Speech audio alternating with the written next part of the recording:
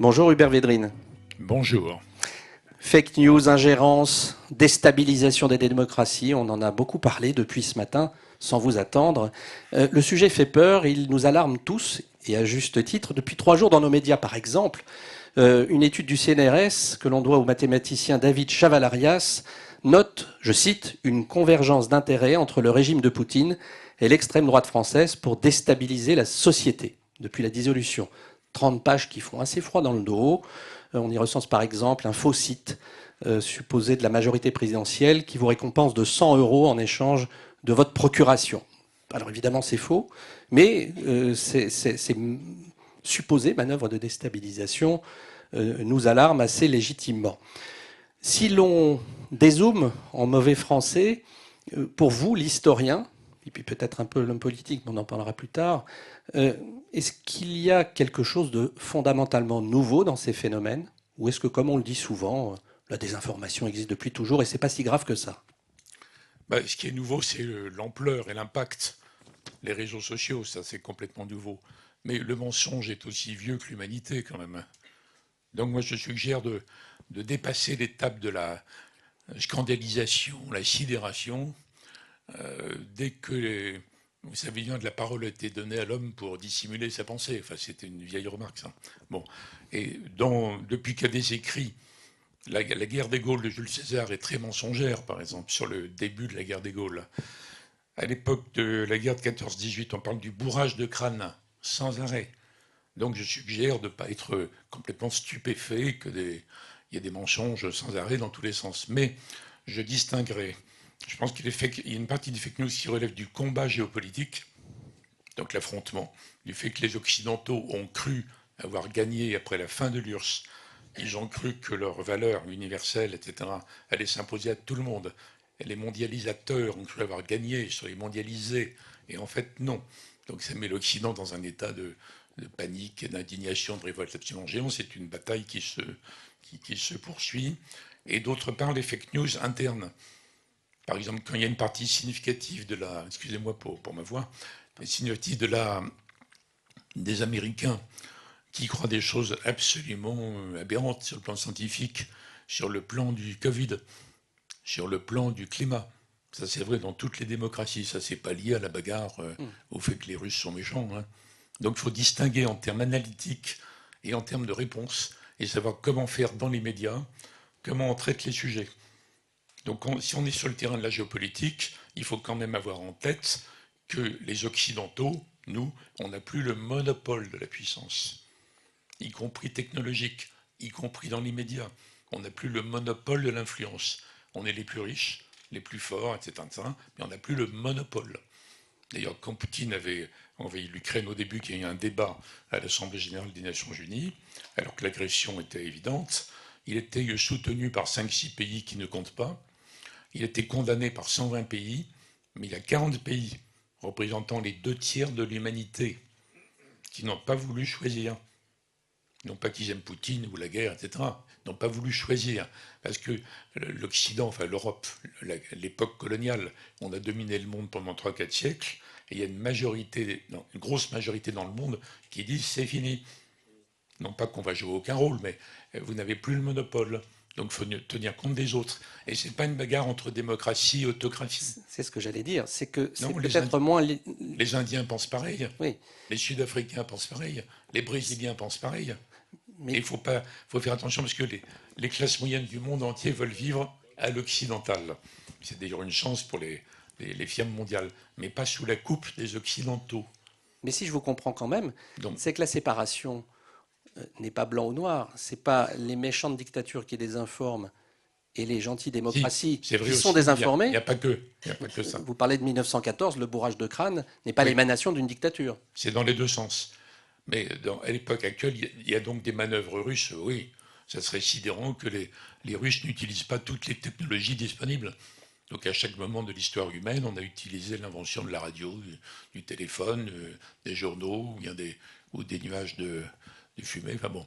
Donc c'est pas étonnant, il ne faut pas être sidéré, on perd notre temps en disant c'est atroce les Russes, tout ce que font les Russes. Ça fait partie du jeu. Alors évidemment, dans le sud global, ils ne sont pas d'accord entre eux.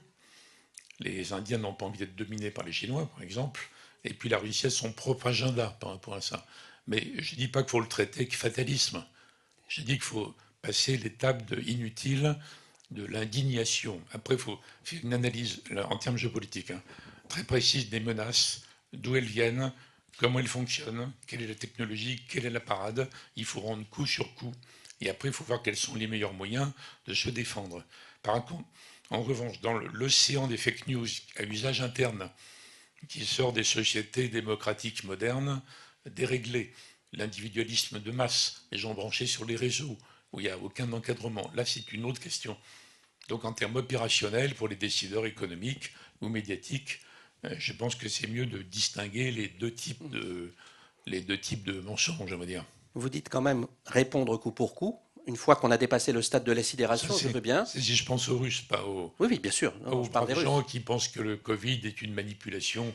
Mais qui, Pas d'état, oui. qui doit répondre coup pour coup? Les Alors, États, les services tout le monde. ou les médias?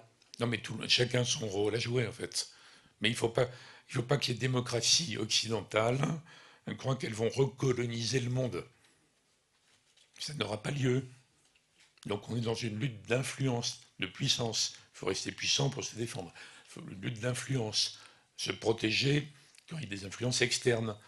Trouver les moyens d'influencer les pays en question, parce qu'ils ont eux-mêmes des tas de problèmes, des tas de fissures, des tas de trucs. Voyez. Donc tout le monde a un rôle, les gouvernements, les médias, les gens, les professeurs, la transmission de l'information. Il faut rehausser le niveau de l'information, c'est évident. Quand on parlait C'est-à-dire? des fake news internes, par exemple, le fait que les gens croient des choses complètement absurdes sur les épidémies, il y en aura d'autres, les épidémies. Il y aura d'autres épidémies. Le fait qu'il y a 9 milliards d'habitants qui voyagent comme des fous tout le temps, bon, ça va vraiment se repropager. Donc il faudrait rehausser le niveau, un minimum de culture générale scientifique, qui est égal à zéro. Alors, en matière économique, il y a une ignorance absolument géante. On le voit bien dans les débats où les gens mélangent les milliards, les millions, les machins, bon, tout ça. Mais là, il y a un problème de faillite de transmission. Et comme l'éducation nationale, on ne va pas la réinventer, ça ne suffira pas. Même si les médias ne peuvent pas accepter d'endosser qu'ils ont un rôle pédagogique, parce que tout le monde va fermer le poste, bon, ça va s'arrêter aussitôt. Il est évident que si une partie des médias n'est pas capable de résister à ce qu'on a décrit, et puis de redonner sans arrêt des informations fiables, vérifiables, par rapport au déferlement de la folie, la partie est perdue d'avance. Donc il y a une partie du jeu dont je parle qui relève des médias, mais pas que des médias. Mais il faut jouer finement, parce que les médias, comme disait Stefano, bon, il faut d'abord qu'ils soient rentables. Bon. Donc les gens aient envie de le regarder. Donc il faut qu'il y ait des spectacles, des trucs qui amènent les gens. En même temps, il faut quand même revenir sans le dire et en masquant un peu, à une mission de service public. Sinon, les démocraties ne vont pas tenir le coup. Pris en tenaille entre les attaques externes, des fake news, de la bagarre géopolitique, et d'autre part, le fait marché. Et l'interne, non pas le marché de l'interne, quoi. Le fait que les populations décrochent, ils sont prêts à croire n'importe quoi. Donc il faut des contre-feux. Mais chacun son rôle. Donc on ne va pas choisir entre les politiques, les dirigeants économiques, les profs, les médias, etc. Chacun son jeu. Bon, on le dit depuis le matin que les médias ont un rôle énorme à jouer. Mais là, il y a un problème, je reviens à la géopolitique, qui est que presque tous les médias au monde sont patriotiques. Aux États-Unis, c'est une caricature. Ils sont même nationalistes, les médias américains. Et le seul endroit au monde où les médias ne sont pas patriotiques, je ne dis pas qu'ils sont anti-patriotiques, mais enfin, il y a une partie importante des médias qui tapent sur leur propre pays toute la journée. Ça, c'est en Europe. Donc, Ah bon? dans la bagarre mondiale. C'est caricatural, non? Non. Non, c'est expérimenté, c'est tout. Mais je n'ai pas dit tous les médias. Il y a des parties significatives. Faites le tour, faites des sondages dans les écoles de journalistes. Vous voyez bien les sondages sur comment ont voté les journalistes. Vous voyez bien. Donc il y a des clivages, il y a des prises de position, il y a des orientations partisanes. Donc c'est une difficulté supplémentaire. Et il faut réveiller, sans que ce soit choquant, sans que ce soit trop clivant, le fait qu'il est légitime dans les médias dans nos pays de mettre en avant les aspects positifs. Il y a longtemps, j'avais écrit un livre, Les cartes de la France à l'heure de la mondialisation. Et je parlais des handicaps de la France et des atouts. Alors, dans les médias, quand je parlais des handicaps, on trouvait ça formidable. Ah oui, mais c'est vrai, on est tellement nuls, atroces, notre passé chargé, blabla, notamment. Dès que j'abordais les aspects positifs, Il n'y avait plus en personne. une seconde, on me coupait la parole en disant « vous êtes chauvin, cocardier ». Alors que la France a énormément d'atouts. Les Européens aussi. Bon, mais ça, on ne va pas changer les médias, ils sont ce que vous savez. J'étais dans la bataille mondiale, la guerre mondiale de l'information, de fake news et machin, et dans disons, la récupération d'une transmission à usage interne, il y a ce problème particulier. Donc à chaque média de déterminer comment il peut. Mais ce qu'on a dit ce matin était bien, tout était positif. On a l'impression d'être dans un monde de médias responsables. Bon. C'est vrai. Donc si c'était contagieux, ce serait bien, oui. Alors d'un mot quand même, le regard de l'historien et pas forcément du politique. En plus, non. Est-ce qu'une campagne de déstabilisation peut faire gagner ou perdre une élection en 2024 ? Non, je ne crois pas. Vous ne croyez pas ? Je ne crois pas. J'avais trouvé il y a quelques années tragique que les Américains prennent les États-Unis, la puissance numéro un, contestée évidemment, quand même numéro un, que j'ai appelé il y a 20 ans hyperpuissance, même si c'est moins vrai aujourd'hui, prétendent qu'un vote pouvait dépendre de manipulation russe, c'était effrayant comme message, comme manque de confiance en soi, comme une espèce de panique technologique et politique. Donc c'était un cadeau géant, là, disons, aux Russes qui tentaient de manipuler le vote, comme toutes les puissances ont cherché à manipuler les autres puissances, bien sûr. Les démocraties sont plus ouvertes que les autres, donc plus vulnérables. Ça grouille d'ailleurs de lobbies dans tous les pays démocratiques. Donc je pense que c'était faux. Alors je sais bien l'analyse. Aux États-Unis, il y a quelques États clés, quelques cantons clés. Il y a une rue qui est déterminante. On voit ça très bien dans les livres de Giuliano De Empoli. Non pas le livre sur le match du Kremlin, mais sur les ingénieurs du chaos. Bon, mais ça, c'est là. Il a expliqué, il a montré la pratique Obama de la campagne. Mais croire que les Russes peuvent mettre la main là-dessus, sans que ça se voit, sans qu'on fasse rien, et que ça détermine l'élection d'un gars qui hésitait entre Hillary Clinton et quelqu'un d'autre, je trouvais ça pathétique. Donc c'est pas du tout ce que je recommande.